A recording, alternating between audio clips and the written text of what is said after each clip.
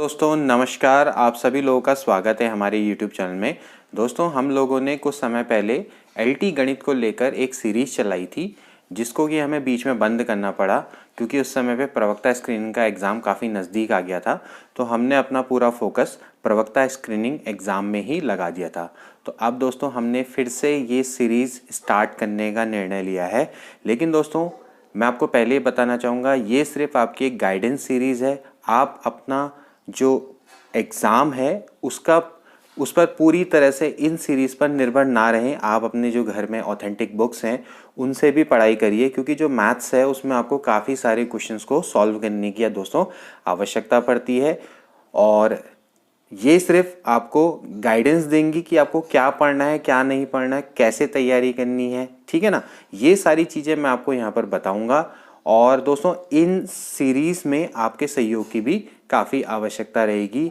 आपका क्या सहयोग रहेगा, आप इसको ज़्यादा से ज़्यादा शेयर करेंगे, अपने लोगों के बीच में इसको ज़्यादा से ज़्यादा पॉपुलर करने की कोशिश करेंगे। मैं कोशिश करूँगा कि दोस्तों ज़्यादा से ज़्यादा आपकी मदद कर सकूँ। तो दोस्तों हम आज का जो टॉपिक है वो है मैट्रिक्स। देखिए मैट्रिक्स के पहले ही 6 पार्ट हम अपलोड कर चुके हैं।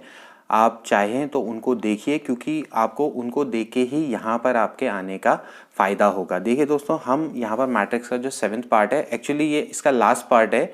हमने काफ़ी सारी चीज़ें मैट्रिक्स के बारे में डिस्कस की थी, तो आप उन 6 पार्ट को ज़रूर देखें, तभी जाके आपको दोस्तों 7th पार्ट समझ में आएगा। तो देख लेते हैं इसमें हमारा जो टॉपिक है दोस्तों वो क्या है, वेक्टर्स है। देखिए वेक्टर्स, ये जो वेक्टर्स है ये वो वाला वेक्टर नहीं है जो हम पढ़ते हैं। वेक्टर्स ये आपका थोड़ा डिफरेंट है। ये मैट्रिक्स के टर्म में जो वेक्टर है हम उसकी बात कर रहे हैं। सबसे पहले एक टर्म होता है, आप इसको समझ लीजिए, एन ट्यूपल्स। ठीक, एन ट्यूपल्स का मतलब क्या होता है? देखिए एन ट्यूपल्स का मतलब ये होता है it is a set of an similar thing. यानी कि अगर हम एक एन सिमिलर थिंग्स हैं, कुछ भी हो सकती हैं, उनका अगर हम एक सेट बना दें तो वो क्या कहलाएगा? एन ट्यूपल कहलाएगा। इसको आपने ध्यान में रखना है, ठीक। और अगर सपोज करो जो आपके सिमिलर थिंग्स हैं उनकी अगर प्लेस एक तरीके से फिक्स हो जाए तो वो क्या बन जाता है दोस्तों? ऑर्डर्ड एन ट्यूपल बन जाता है, ठीक है। इसको भी आप ध्यान में रखेंगे, ऑर्डर्ड एन ट्यूपल, या हम इसको कह सकते हैं एन ऑर्डर्ड सेट। जैसे कि हम ऑर्डर्ड सेट के बारे में पढ़ते हैं ना, ऑर्डर्ड पेयर के बारे में, ए कॉमा बी, ठीक। तो ये आपका क्या होता है? एक ऑर्डर्ड पेयर होता है। समझ रहे हैं ना कि ऑर्डर्ड पेयर का मतलब क्या? अगर हम इसको मैथमेटिकली दिखाऊं तो कैसे दिखाऊंगा? A comma B where A is the element of A and B is the element of B, जहां ए और बी आपके क्या हैं? दो आपके सेट हैं, ठीक। तो ए और बी उसके क्या हैं? एलिमेंट है। तो इस तरीके से हम क्या करते हैं? ऑर्डर्ड पेयर को दिखाते हैं, ठीक। तो अगर समझ में आ रहा है ना, तो इस तरीके से अगर जो आपका जो एन, और जो हम कहेंगे कि जो ऑर्डर्ड एन ट्यूपल होगा, जो ऑर्डर्ड एन ट्यूपल होगा, उसी को हम क्या बोलते हैं दोस्तों? एन वेक्टर से रिप्रेजेंट करते हैं, ठीक है ना। तो जैसे अगर हम बात करें 3 डायमेंशन स्पेस में, तो 3 डायमेंशन स्पेस में अगर हम कोऑर्डिनेट को दिखाएंगे तो कैसे दिखाएंगे? ऐसे दिखाते हैं ना, एक्स वाई जेड से, ठीक। तो एक्स वाई जेड आपका क्या है? 3 वेक्टर है। इस तरीके से हम इसको रिप्रेजेंट कर सकते हैं, ठीक है ना। तो अगर आपका एन डायमेंशनल होगा तो वहां पर अगर जो कोऑर्डिनेट है वो आपके क्या होंगे? आपके एक्स वाई जेड से लेके अप टू एन होंगे, तो उसको हम क्या बोलेंगे? एन वेक्टर बोलेंगे, ठीक हो गया। तो इसी तरीके से हम कोई भी जो मैट्रिक्स है, मैट्रिक्स के जो हम रो है या कॉलम है, उनको हम वेक्टर की फॉर्म में रिप्रेजेंट कर सकते हैं। जैसे सपोज करो मैं आपके सामने एक मैट्रिक्स लिखता हूँ, ये आपकी मैट्रिक्स x1 x2 x3, ये है y1 y2 y3 and z1 z2 z3। ये आपकी एक मैट्रिक्स है, ठीक है। तो अब जैसे सपोज करो ये आपका क्या है? एक ऑर्डर्ड, हम कह सकते हैं ट्यूपल है, ठीक, या हम इसको या 3 वेक्टर बोल सकते हैं, ठीक। तो एक्चुअली ये आपका क्या? एक वेक्टर है, ठीक। इसको हम सपोज करो किससे दिखा देते हैं? कैपिटल X1 से। इस तरह से इसको किससे रिप्रेजेंट करेंगे? कैपिटल X2 से। इसको किससे रिप्रेजेंट करेंगे? कैपिटल X3 से, ठीक। तो X1 X2 X3, इसी तरह से जैसे ये है इसको भी बना सकते हैं। इसको मान लिया हमने कैपिटल Y1 मान लिया, इसको हमने मान लिया कैपिटल Y2, इस तरह से कैपिटल Y3, ठीक। तो ये आप पे डिपेंड करता है कि आप इसको किस तरीके से रिप्रेजेंट करते हैं। तो जितने भी आपके जो सिंगल कॉलम मैट्रिक्स है, या हम कह सकते हैं जो एक मैट्रिक्स है इसमें एक सिंगल कॉलम मैट्रिक्स है, ये भी कॉलम मैट्रिक्स है, ये भी आपकी कॉलम मैट्रिक्स है, तो इसको हम किससे रिप्रेजेंट करते हैं? वेक्टर से रिप्रेजेंट करते हैं, ठीक है ना। ये वेक्टर है, वेक्टर जैसे सपोज करो मैंने क्या बोला? इसको मैंने बोला x1, तो x1 बराबर आपका क्या? इसके अंदर क्या है? देखो x1 y1 z1 है ना। तो ये x1 y1 z1 क्या है? इसके एलिमेंट्स हैं। इसको आपने ध्यान में रखना है, ठीक है ना। इसी तरह से अगर आपका y1 है तो y1 क्या है बताओ? ये है x1 x2 x3। ये आपकी कैसी मैट्रिक्स है? ये आपकी एक सिंगल रो मैट्रिक्स है, ठीक। तो जितनी भी आपकी जो सिंगल रो मैट्रिक्स होती हैं या फिर सिंगल कॉलम मैट्रिक्स होती है उसको हम वेक्टर की फॉर्म में रिप्रेजेंट कर सकते हैं इन एनी मैट्रिक्स। तो यहाँ पर इसी वेक्टर्स की दोस्तों बात चल रही है। आई होप कि आपको अच्छे से समझ में आ गया होगा, ठीक है ना। तो दोस्तों जैसा कि अभी हमने डिस्कस किया कि भाई जो भी आपकी मैट्रिक्स है, कोई भी मैट्रिक्स है, उसकी ईच रो और ईच कॉलम हम उसको क्या कह सकते हैं, वेक्टर कह सकते हैं, ठीक है ना। तो अब यहाँ पर सबसे पहला जो इंपॉर्टेंट टॉपिक आता है वो आता है linearly dependence and linear independence, ठीक। तो अगर सपोज करो आपके पास एक वेक्टर मैट्रिक्स है और ये x1 x2 x3 से लेकर xn है, ठीक, इसकी फॉर्म में, ठीक है ना। तो आपके पास एक मैट्रिक्स है, उसमें जो वेक्टर है वो है x1 x2 x3 से लेकर xn। वो डिपेंडेंट कब होगा, डिपेंडेंट की कंडीशन देखनी है, ठीक है ना। पहले आपने देखनी है डिपेंडेंट की कंडीशन। तो डिपेंडेंट में सबसे पहले क्या होना चाहिए, जितने भी आपके जो वेक्टर्स हैं, चाहे ये रो वेक्टर्स हैं चाहे ये कॉलम वेक्टर्स हैं, इससे हमें कोई फर्क नहीं पड़ता, ये सारे के सारे क्या होने चाहिए, सेम ऑर्डर के होने चाहिए। सबसे पहले इनका ऑर्डर क्या होना चाहिए, सेम। समझ रहे हैं ना। ऑर्डर का मतलब क्या है, ऑर्डर का मतलब ये है कि पहले इनका जो आपका नंबर है वो आपका सेम होना चाहिए, ठीक है। कहने का मतलब है कि x1, ये अगर x1 माना सपोज करो एक कॉलम मैट्रिक्स है, तो ये 3x1 का है, तो ये भी 3x1 का होना चाहिए, ठीक। ये भी 3x1 का होना चाहिए, सभी 3x1 के होने चाहिए। ऐसा नहीं होना चाहिए कि 4x1 का हो गया, ठीक। तो आपके सामने सपोज करो ये वेक्टर्स हैं, ठीक, मैट्रिक्स के वेक्टर्स हैं, तो ये आपके डिपेंडेंट कम होंगे। मैट्रिक्स के हमने क्या किए, वेक्टर्स निकाले, ये डिपेंडेंट कम होंगे। सबसे पहले इनको क्या होना चाहिए, सेम ऑर्डर होना चाहिए।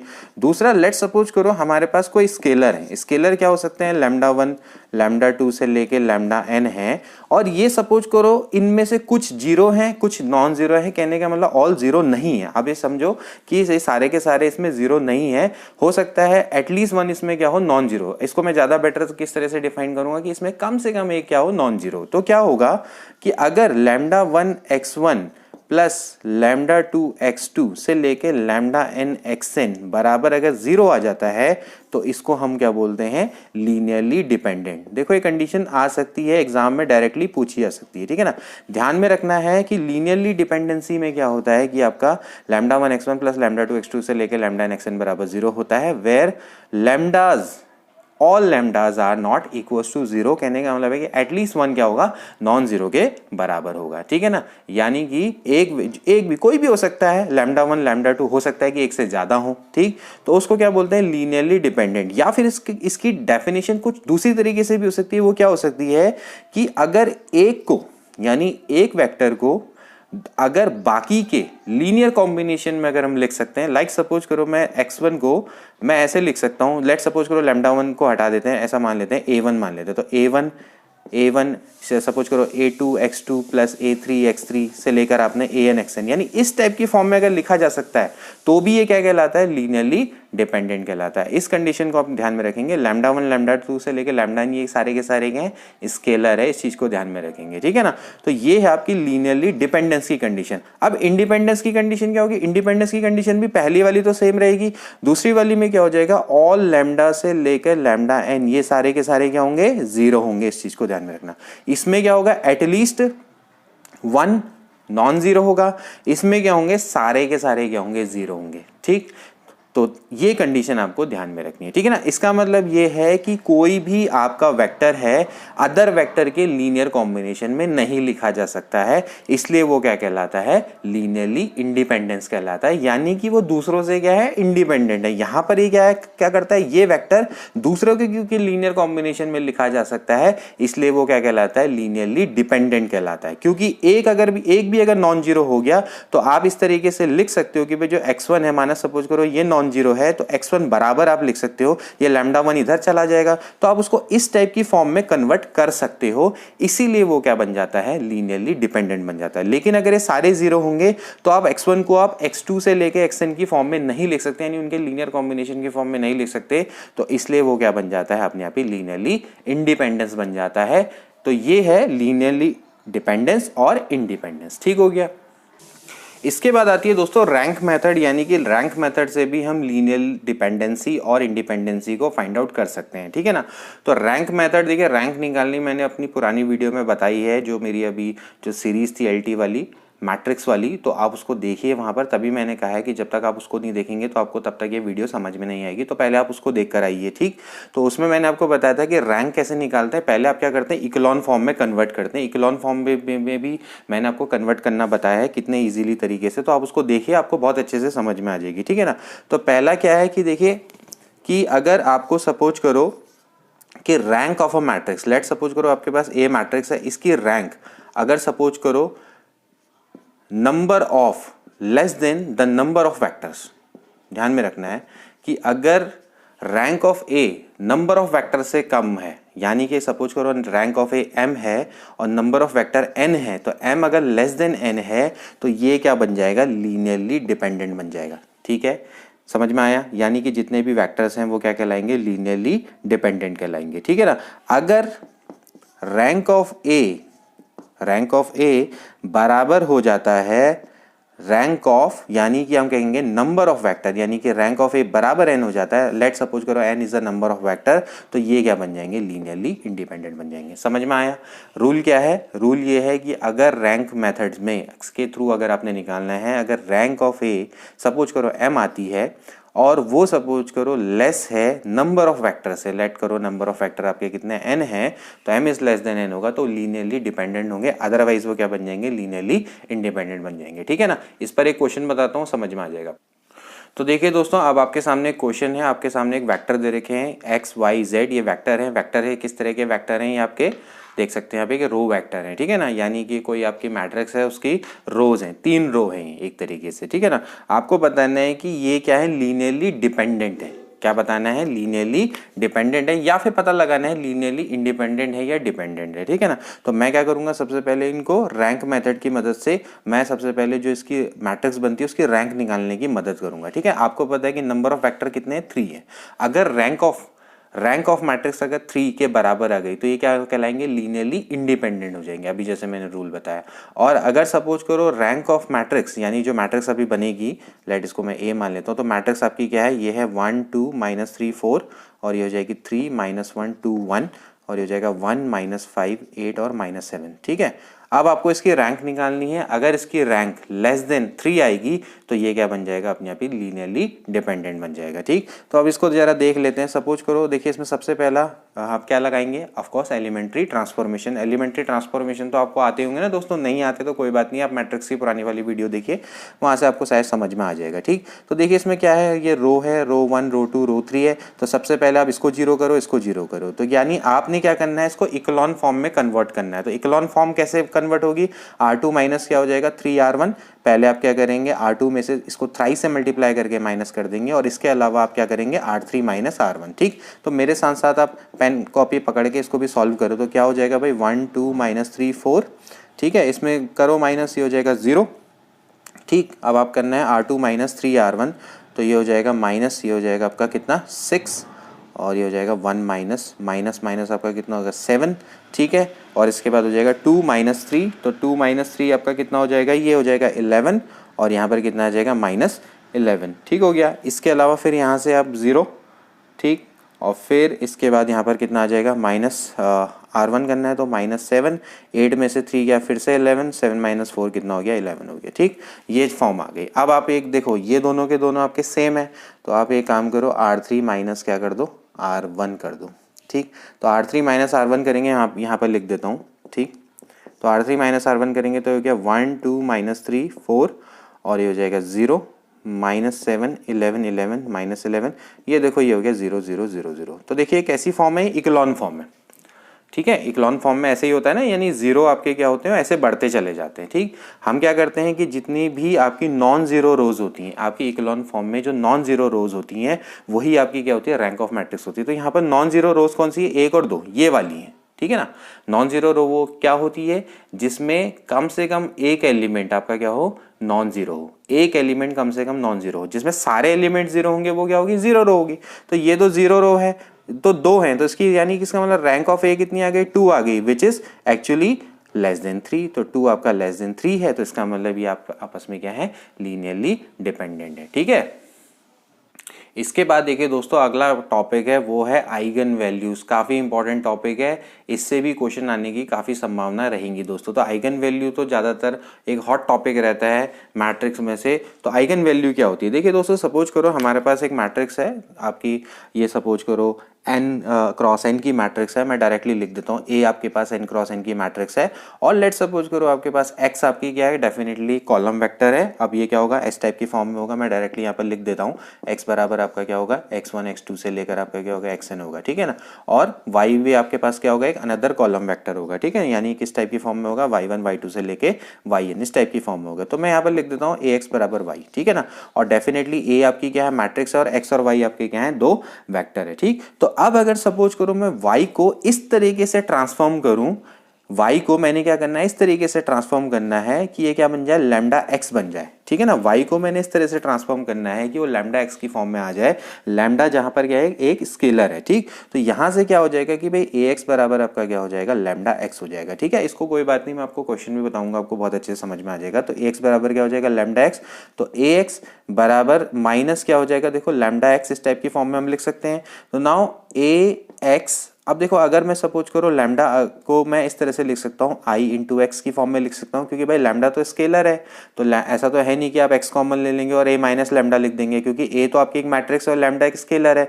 तो इस तरीके से मैं आइडेंटिटी मैट्रिक्स ले लूंगा। तो x अगर मैं कॉमन ले लूँ, अब मैं x को कॉमन ले सकता हूँ, तो a minus lambda i into x, इस टाइप की मैं फॉर्म में इसको लिख सकता हूँ, ठीक है ना। तो a minus lambda i into x, जहां पर जो लैम्डा होती है यही आपकी क्या होती है दोस्तों, आइगन वैल्यू होती है, ठीक है ना। या फिर इसको आप कैरेक्टरिस्टिक रूट भी बोला जाता है, या लेटेंट रूट से भी इसको जाना जाता है। कैरेक्टरिस्टिक रूट और लेटेंट रूट के बारे में अभी हम पढ़ेंगे क्या पहले उसके लिए, लेकिन हमें कैरेक्टरिस्टिक इक्वेशन चाहिए। तो अभी यहाँ पर जो इसके लिए सही बिल्कुल वर्ड रहेगा वो क्या रहेगा, आइगन वैल्यू रहेगा। तो आइगन वैल्यू आपको समझ में आ गई, आप कैसे निकालेंगे, a minus lambda i into x की फॉर्म में इसको निकालेंगे, ठीक है ना। तो a minus lambda i into x, ध्यान रहे जहां पर लैम्डा आपका एक स्केलर है, i जहां पर एक आइडेंटिटी मैट्रिक्स है। डेफिनेटली आइडेंटिटी मैट्रिक्स क्या होगी, n क्रॉस n की यहाँ पर मैट्रिक्स होगी, ये भी आपने ध्यान में रखना है, ठीक है।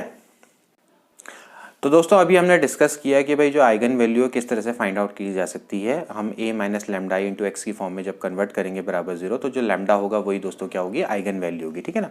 अब इसमें आता है कैरेक्टरिस्टिक पॉलिनोमियल। देखिए कैरेक्टरिस्टिक पॉलिनोमियल क्या होगा, मैं यहाँ पर शॉर्ट फॉर्म में लिख देता हूँ, कैरेक्टरिस्टिक पॉलिनोमियल।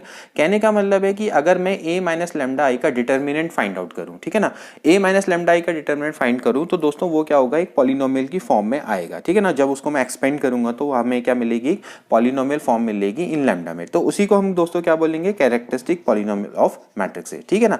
इसके बाद आता है कैरेक्टरिस्टिक इक्वेशन। कैरेक्टरिस्टिक इक्वेशन में क्या हो जाएगा भाई, a माइनस लैम्डा आई बराबर क्या रख देंगे, 0 रख देंगे, यानी कि जो इसका डिटर्मिनेंट है अगर हम उसको 0 के बराबर रख देंगे तो वो क्या बन जाएगी दोस्तों, characteristic equation of a matrix A, ठीक है ना। अभी आपके सामने कैरेक्टरिस्टिक इक्वेशन बना के दिखाता हूं तो आपको बहुत इजीली समझ में आएगा, ठीक है। इसको मैं मिटा देता हूं पहले। तो देखो कैरेक्टरिस्टिक इक्वेशन कैसे बनेंगे। लेट्स सपोज करो हमारे पास एक मैट्रिक्स है, ए बराबर है 1 2 2 2 1 -1 और इसके अलावा है 2 -1 2, ठीक है ना। अब आपको इसकी कैरेक्टरिस्टिक इक्वेशन बनानी है, तो आप कैसे बनाएंगे, a माइनस लैम्डा आई। पहले तो आप a माइनस लैम्डा आई निकालो, तो क्या हो जाएगा बताओ, पहले तो आप i बताओ। तो i क्या होगा, ये हो जाएगा 1 0 0 0 1 0 और ये हो गया 0 0 1, ठीक है ना। मैं डायरेक्टली निकाल रहा हूँ, तो आप इसको ट्राई कर लेना, आप समझ लेना कि भाई कैसे निकाला। a माइनस लैम्डा आई यानी लैम्डा से इसको मल्टीप्लाई करो, लैम्डा हर किसी से मल्टीप्लाई हो जाएगा। तो यहाँ पर जरा देख लो, तो ये आ जाएगा 1 माइनस लैम्डा 2 2 2, ये हो जाएगा 1 माइनस लैम्डा 0 और ये हो जाएगा 2 -2 और ये हो जाएगा आपका 1 माइनस लैम्डा, ठीक है ना। आपने इसको पहले लैम्डा से मल्टीप्लाई करना है और फिर इससे सबट्रैक्ट करना है, इतनी तो मैट्रिक्स आपको आनी चाहिए, ठीक। अब इसके बाद हम क्या कर लेंगे, इसका डिटर्मिनेंट निकाल लेंगे। तो इसका जब डिटर्मिनेंट निकालेंगे तो डिटर्मिनेंट की फॉर्म में कन्वर्ट हो जाएगा 1 minus lambda 2 2 2 1 minus lambda 0 1 minus lambda, sorry 0 नहीं है, -1 है, इसको सही कर लेना, ठीक, -1 और ये हो जाएगा 2 -2 1, ठीक है। अब आप इसको जब खोलोगे, तो जब आप इसको खोलोगे तो आपके पास कैसी फॉर्म आएगी, एक आपके सामने एक पॉलिनोमियल फॉर्म आएगी। मैं इसको डायरेक्टली खोल के दिखा देता हूँ। देखिए इसकी वैल्यू आएगी, ये आएगी lambda cube minus 3 lambda square minus 9 lambda plus 27। ठीक हो गया। तो ये आपके सामने क्या आई दोस्तों, एक कैरेक्टरिस्टिक पॉलिनोमियल आया। अगर मैं इसको बराबर 0 रख दूंगा तो ये क्या बन जाएगी, कैरेक्टरिस्टिक इक्वेशन बन जाएगी। ठीक है ना। तो ये आपको समझ में आ गया होगा कि अगर ये है कैरेक्टरिस्टिक पॉलिनोमियल और ये है आपकी कैरेक्टरिस्टिक इक्वेशन, अगर मैं इसको बराबर 0 रख दूंगा। और अगर इसके बाद मैं लैम्डा की वैल्यू निकाल दूं, लैम्डा की वैल्यू को दोस्तों मैं अगर निकाल दूं तो ये क्या बन जाएंगे, इसके जो भी लैम्डा की वैल्यू आएगी वो क्या कहलाएंगी, इसकी आइगन वैल्यू कहलाएंगी। तो वो भी चलो लगे हाथों निकाल लेते हैं। तो देखो कैसे होगा, कैसे निकालेंगे। अब आप यहाँ पर इसके फैक्टर करो। देखो इसके फैक्टर क्या हो जाएंगे बताओ। यहाँ पर से क्या कॉमन आ रहा है, लैम्डा स्क्वायर कॉमन आ रहा है, तो क्या बचेगा अंदर, लैम्डा -3 और माइनस अगर आप 9 कॉमन लेंगे तो क्या बचेगा, लैम्डा -3 बचेगा। ठीक है ना। आप इसके फैक्टर कर लो। ठीक, तो लैम्डा -3 और हो जाएगा लैम्डा स्क्वायर -9 बराबर 0। तो आपके क्या क्या है बताओ, लैम्डा बराबर 3 आएगा, लैम्डा बराबर क्या आ जाएगा, +-3 आ जाएगा। ठीक, तो इस तरीके से देखा जाए तो जो इसकी आइगन वैल्यू क्या आई बताओ, 3 3 -3 आई। ठीक, तो ये इसके क्या है, कैरेक्टरिस्टिक रूट है। इसको हम लेटेंट रूट भी बोलेंगे और इसको आइगन वैल्यूज भी बोला जाता है। तो आई होप कि आपको कैरेक्टरिस्टिक रूट और आइगन वैल्यू निकालना आ चुका है। क्या निकालना है, a माइनस लैम्डा i का डिटर्मिनेंट निकालना है। ठीक है। इसके बाद देखिए दोस्तों, हम आइगन वैल्यूज की कुछ प्रॉपर्टीज है, इनको डिस्कस कर लेते हैं। काफी इंपॉर्टेंट है। देखिए सबसे पहले अगर सपोज करो आपके पास एक मैट्रिक्स है, उसकी सपोज करो आइगन वैल्यू ये आई, लैम्डा 1 लैम्डा 2 से लेकर लैम्डा n, माना सपोज करो लेटेंट रूट ये इसके निकल के आए। ठीक है ना। तो इसको आपने ध्यान में रखना है कि अगर जब आप इसका सम करेंगे, यानी जब आप इसका सम करेंगे तो ये कहलाता है ट्रेस ऑफ मैट्रिक्स। बहुत इंपॉर्टेंट ये रूल है, ध्यान में रहे। ट्रेस ऑफ मैट्रिक्स क्या होता है, जैसे सपोज करो आपके कोई मैट्रिक्स है, इसका जो प्रिंसिपल डायगोनल होता है, जो प्रिंसिपल डायगोनल के जो एलिमेंट्स होते हैं उनका अगर हम सम कर दें तो वही क्या कहलाता है, ट्रेस ऑफ मैट्रिक्स कहलाता है। ठीक है ना। ध्यान में रहेगा कि प्रिंसिपल डायगोनल, जैसे अभी हमने मैट्रिक्स बनाई थी ना, तो जो यहाँ पर जो डायगोनल के एलिमेंट थे अगर आप उसका सम करोगे तो वो आपका क्या होता है, आपका प्रिंसिपल डायगोनल एलिमेंट के बराबर होता है। अभी जैसे हमने देखो 1 1 1 मैट्रिक्स बनाई थी ना, उसमें तो इनका सम कितना था, 3, that is known as a trace of matrix. और अभी जो हमारी आइगन वैल्यू आई थी वो क्या आई थी, 3 -3 3 आई थी। अगर आप इसका भी सम करेंगे तो 3 आएगा। तो सबसे पहली प्रॉपर्टी कि आपका जो सम ऑफ आइगन वैल्यूज हैं वो आपका क्या होता है, ट्रेस ऑफ मैट्रिक्स के बराबर होता है। ठीक, दूसरा रूल आपको ध्यान में रखना है, ये भी काफी इंपॉर्टेंट है कि सपोज करो एक आपके पास स्क्वायर मैट्रिक्स है ए है, तो और एक है उसका ट्रांसपोज ए ट्रांसपोज, दोनों के आपके जो आइगन वैल्यू होती है वो सेम होती है। ठीक, इसको भी ध्यान में रखेंगे। अगर ए के लैम्डा 1 लैम्डा 2 से लेकर लैम्डा n है तो ए ट्रांसपोज के भी यही होते हैं। ठीक, इसके बाद अगला रूल ये भी बहुत इंपॉर्टेंट है। सपोज करो जैसे अगर आप इनका प्रोडक्ट कर देते हैं, अगर आप आइगन वैल्यू का प्रोडक्ट कर देते हैं तो क्या होगा, ये जो इनका प्रोडक्ट होता है वो आपका डिटर्मिनेंट ऑफ ए के बराबर होता है। ये भी काफी बहुत ही इंपॉर्टेंट रूल है, कभी डायरेक्ट क्वेश्चन इस पर आ सकता है। ठीक है ना। तो आपने क्या करना है कि अगर आप सपोज करो आपके पास अगर ये जो भी जितनी भी आपके पास आइगन वैल्यू आई है इनका अगर आप प्रोडक्ट करेंगे तो आप इसकी मदद से डायरेक्टली डिटर्मिनेंट ऑफ ए की वैल्यू को निकाल सकते हैं। ठीक है, ये काफी इंपॉर्टेंट है। इसके अलावा कुछ और इंपॉर्टेंट रूल, जैसे कि जनरल, इसको हम जनरलाइज भी कर सकते हैं। सपोज करो लैम्डा 1 से लेकर लैम्डा n ये आपकी क्या है, आइगन वैल्यू है ए की, तो ए की पावर m है, ए की पावर m की आइगन वैल्यू क्या होगी, ये हो जाएगी लैम्डा 1 की पावर m, लैम्डा 2 की पावर n से लेके लैम्डा n की पावर m। ठीक है, वो इसकी आइगन वैल्यू होगी। इसी तरह से अगर आप k a की निकालेंगे, यानी k कोई स्केलर है तो उसकी आइगन वैल्यू क्या हो जाएगी, k लैम्डा 1 k लैम्डा 2 से लेकर k लैम्डा n। ठीक है, आप इसको समझ लो। इसी तरह से अगर आपको a इनवर्स की निकालनी तो a इनवर्स के अगर a के लैम्डा 1 से लेकर लैम्डा n है तो a इनवर्स की क्या होगी आइगन वैल्यू, ये हो जाएगी, बस उल्टा हो जाएगा। ठीक है, तो ये जनरलाइजेशन टाइप का है, आप इसको ध्यान में रखेंगे। इसके बाद देखिए दोस्तों, बड़ा इंपॉर्टेंट थ्योरम जिसको हम बोलते हैं कैले हैमिल्टन थ्योरम, काफी इंपॉर्टेंट थ्योरम है। ये भी आपसे डायरेक्टली पूछा जा सकता है एग्जाम में। ये थ्योरम सीधा सीधा सा ये कहता है कि every square matrix satisfied it's characteristic equation, यानी कि हर एक स्क्वायर मैट्रिक्स अपनी कैरेक्टरिस्टिक इक्वेशन को सेटिस्फाई करती है। तो सपोज करो एक मैट्रिक्स है ए है, उसकी कैरेक्टरिस्टिक इक्वेशन क्या होगी दोस्तों, ए माइनस लैम्डा आई। ठीक है ना। तो a माइनस लैम्डा आई को सपोज करो जब हम एक्सपेंड करेंगे तो एक पॉलिनोमियल की फॉर्म में होगी, जैसे कि हमने बताया था।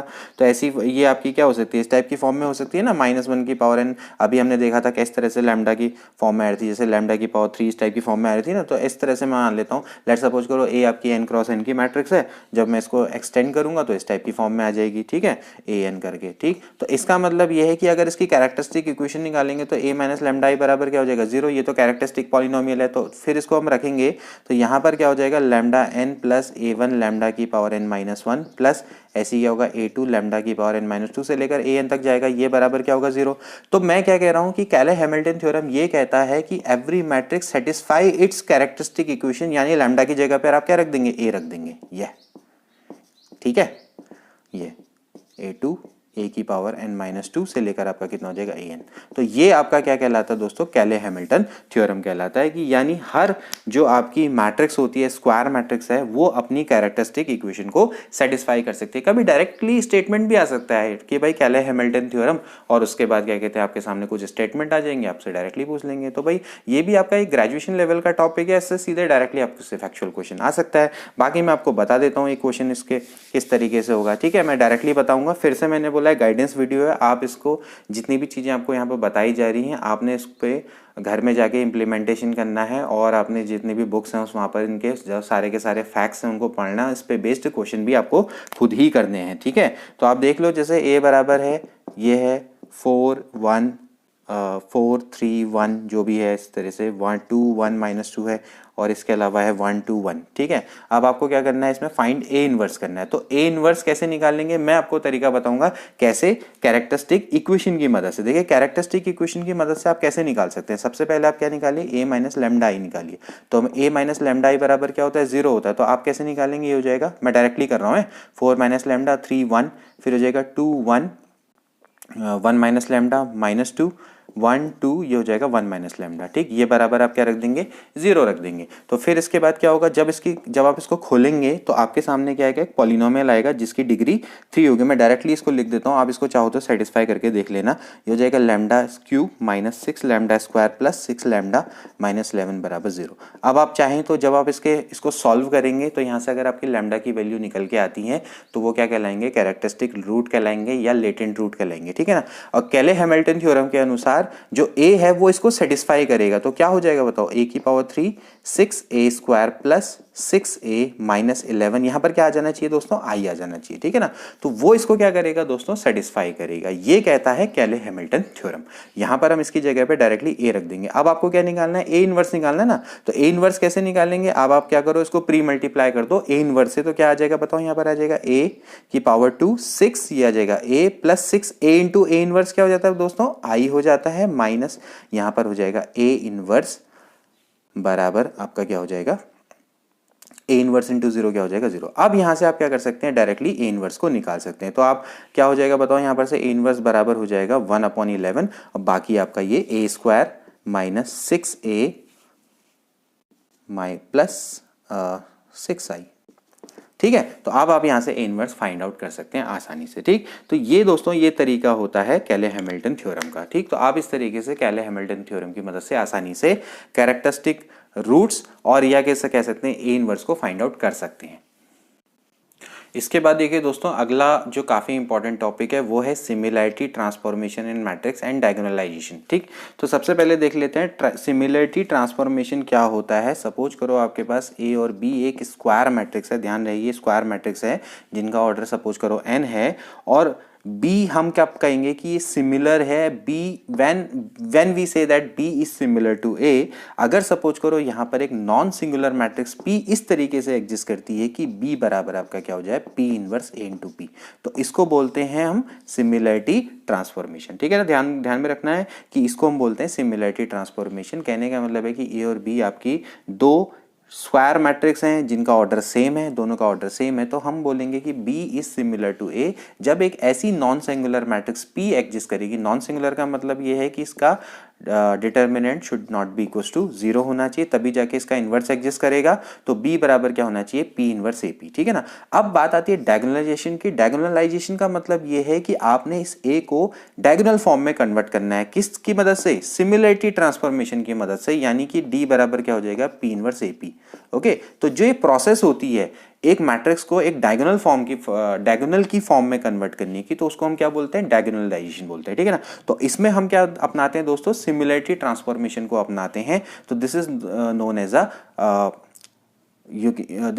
अ प्रोसेस ऑफ डायगोनलाइजेशन, ठीक। तो आप इसको ध्यान में रखेंगे कि हम इसमें क्या करेंगे, जो मैट्रिक्स ए है उसको डायगोनल फॉर्म में कन्वर्ट करने का प्रयास करेंगे, ठीक है ना। इसका फायदा क्या है, इसका फायदा यह है कि हम इसकी मदद से आसानी से पावर ऑफ मैट्रिक्स निकाल सकते हैं, ठीक है ना। पावर ऑफ मैट्रिक्स आप बहुत इजी से इसको निकाल सकते हैं।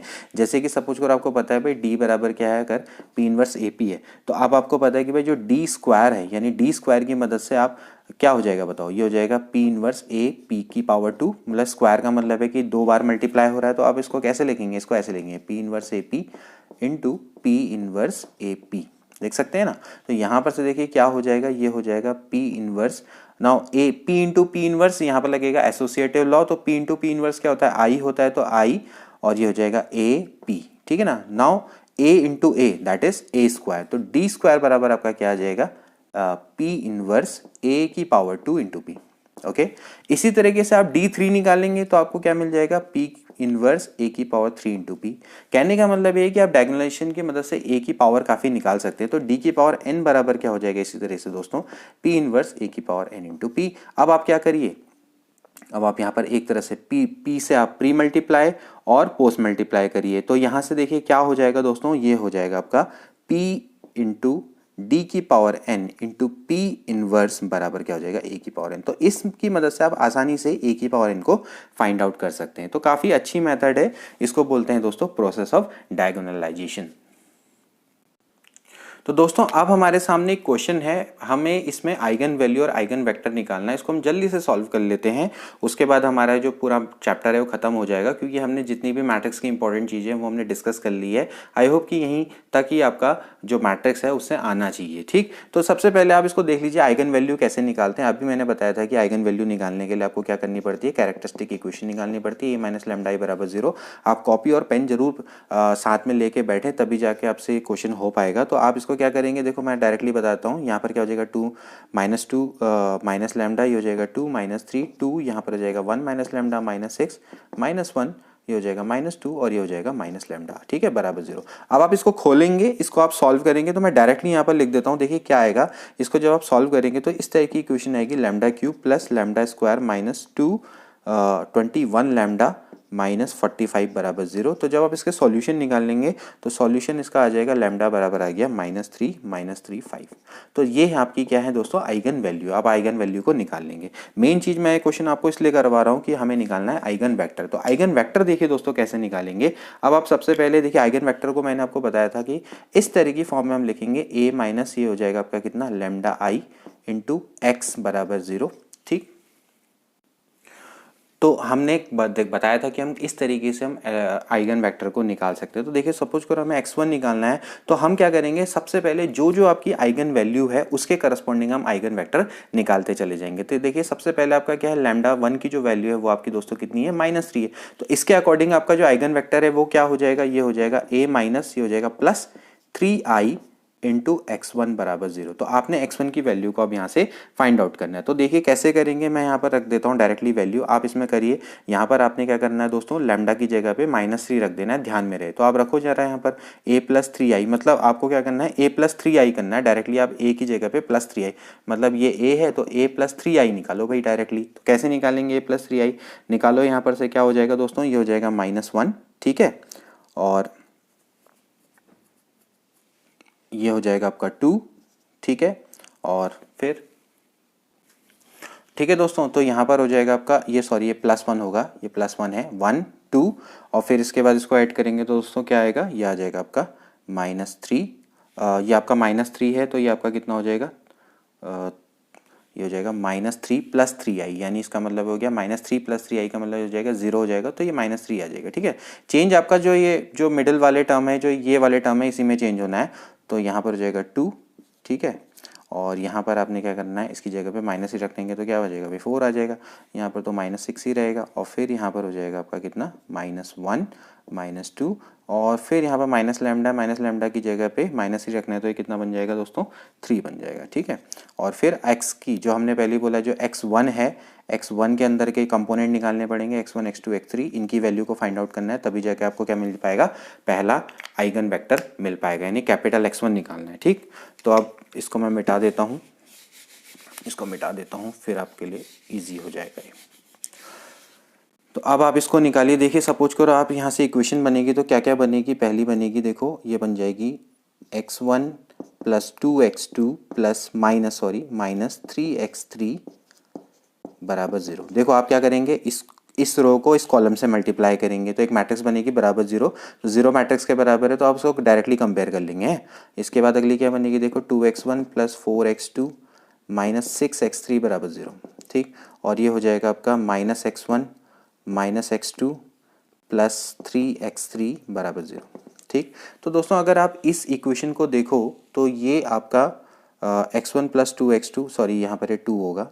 ठीक, तो दोस्तों अगर आप इस इक्वेशन को देखो तो ये तीनों एक ही चीज़ हैं, एक ही इक्वेशन है। ये जो पहली वाली इक्वेशन है ये भी वही है, इसमें से 2 कॉमन ले लेंगे ये आ जाएगा, इसमें से माइनस कॉमन ले लेंगे ये आ जाएगा। तो आपके पास एक्चुअली एक ही इक्वेशन है, x1 + x2 - 3x3 बराबर है क्या है 0। अब आप इसका क्या निकालेंगे दोस्तों, सॉल्यूशन निकालेंगे। तो इसमें हम क्या करेंगे, जब हमारे पास एक ही इक्वेशन होती है तो हम क्या करते हैं, k मान लेते हैं। ठीक है ना, तो लेट मैं क्या मानता हूँ, x3 बराबर मैं मान लेता हूँ k1। ठीक है, और x2 बराबर मैं मान लेता हूँ k2 मान लेता हूँ। ठीक है ना, क्योंकि आपको एक आपके पास जब भी ऐसे इस टाइप का इनफाइनाइट सॉल्यूशन की बात आती है तो क्योंकि आप देखो अगर आपके पास एक ही इक्वेशन है तो इसके नंबर ऑफ सॉल्यूशन इनफाइनाइट होंगे। तो जब इनफाइनाइट होंगे तो हम क्या करेंगे, तो जिसमें हम क्या करेंगे, एक वेरिएबल को दूसरे वेरिएबल के टर्म में कन्वर्ट करने की कोशिश करेंगे। तो यहाँ पर आप क्या कर देंगे, x3 बराबर k1 रख लिया और x2 बराबर k2 रख लिया। तो भाई यहाँ से x1 कितना आ जाएगा, x1 बराबर आ जाएगा, x1 बराबर कितना आ जाएगा, देखो यहाँ पर रखो तो ये हो जाएगा आपका 3k1, क्योंकि x3 की वैल्यू k1 है, माइनस कितना हो जाएगा 2k2। ये हो गया। तो अब आप बताइए x1 वेक्टर क्या है, x1 वेक्टर है ये x1 x2 x3। तो ये हो जाएगा आपका, यहाँ पर आप रख देंगे वैल्यू 3k1 - 2k2 और ये जाएगा k1 और ये हो गया k2। ठीक हो गया।